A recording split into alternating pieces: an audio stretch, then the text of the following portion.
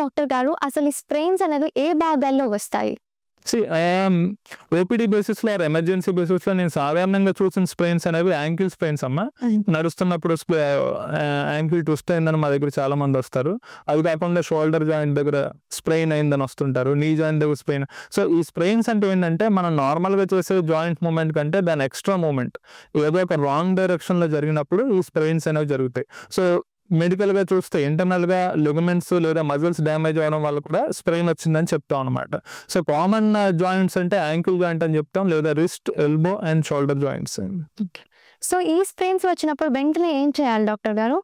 Sprain వచ్చింది అని అర్థమైందంటే మీకు డెఫినెట్గా మీరు ఇమీడియట్గా ఒకవేళ మీ స్పోర్ట్స్ ఆడేటప్పుడు అవ్వచ్చు, లేదా మీ ఇంట్లో జారిపోయినప్పుడు అవ్వచ్చు, ఇమీడియట్గా మీరు ఆ కాలు లేదా ఆ చేతిని యూజ్ చేయకూడదు. ఒకవేళ మీరు కాలుకి స్ప్రెయిన్ అయితే మీరు నడవకూడదు, ఆ కాలు మీద బరువు పెట్టకుండా వేరే కాలు మీద నడిచి మీరు యాక్టివిటీస్ చేసుకోవాలి. అండ్ ఇమీడియట్గా ఆ స్ప్రెయిన్ అయినప్పుడు స్వెల్లింగ్ అనేది పెరుగుతుంది.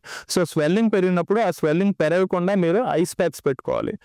అండ్ మీకు బాగా సివియర్ పెయిన్ ఉంటే మీ ఓవర్ ద కౌంటర్ మీ టాబ్లెట్స్ అయినా వాడచ్చు. But better is to come to doctor. మీ డాక్టర్కి వచ్చినప్పుడు మేము చూస్తాం.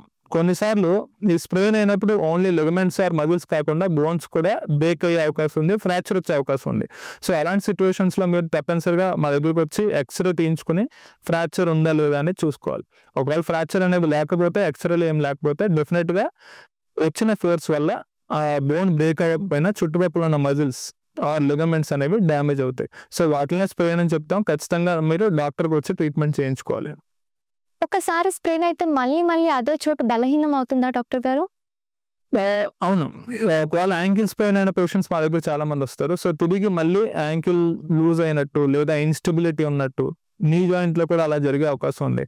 సో ఒకవేళ ఒక స్ప్రెయిన్ అంటూ జరిగితే మీకు డెఫినెట్గా ఒక 1 or 2 weeks ప్రాపర్గా రెస్ట్ తీసుకోవాలి. రెస్ట్ తీసుకోకపోతే మళ్ళీ తిరిగి ఈ స్ప్రెయిన్ అనేది ప్రాపర్గా హీల్ అవ్వకపోవడం వల్ల మీకు తిరిగి అదే సిచ్యువేషన్ వచ్చే అవకాశం ఉంది.